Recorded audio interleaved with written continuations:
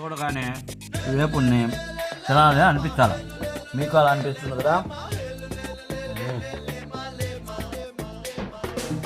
ఈరోజు టమోటా మిరియాల రసం కోడి వేపుడు చేసి ఒక పట్టుబట్టాలి.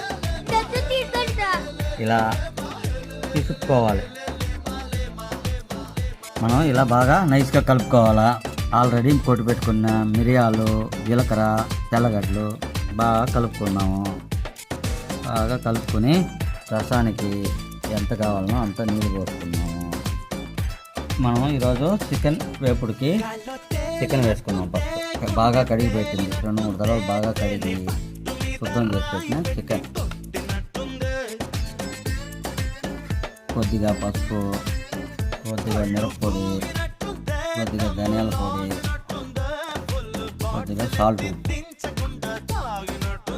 కొద్దిగా శనగచమరు పోసి బాగా మిక్స్ చేసి పెట్టి ఒక అరగంట ఊరబెట్టినామంటే మన చికెన్ వేపుడు చాలా సూపర్గా వస్తుంది.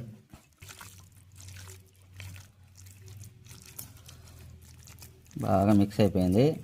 అంతే, మనం మూత పెట్టి ఒక అరగంట మూసి పక్కన పెడదాం. టమాటా రసానికి మనం చట్టి పెట్టుకున్నాం.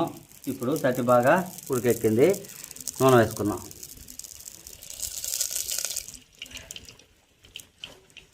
జీలకర్ర కొద్దిగా వేసుకున్నాం.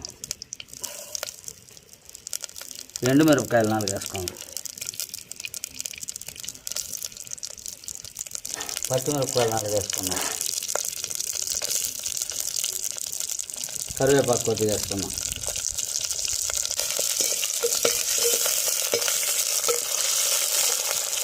మనం ఆల్రెడీ మిక్స్ చేసి పెట్టిన టమోటా జ్యూస్ పోసుకున్నాం.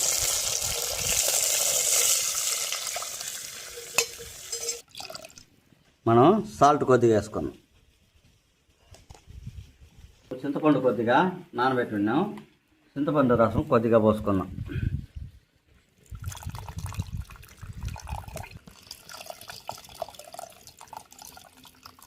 మనం బాగా తట్టబెట్టి మూసి పెట్టినామంటే బాగా తెల్లిందంటే మన రసం రెడీ అయిపోతుంది. రసం తెల్తా ఉంది. ఇప్పుడు కరివేపాకు కొద్దిగా పైన, కొత్తమల్లి కొద్దిగా వేసుకుందాం. మనం రసంకి కొద్దిగా ఇంగు వేసుకుందాం. మన రసం గుమగుమలాడుతూ ఉంది. ఇంకా దించి పెట్టేద్దాం. కోడి వేపుడికి బాండు పెట్టుకుందాం.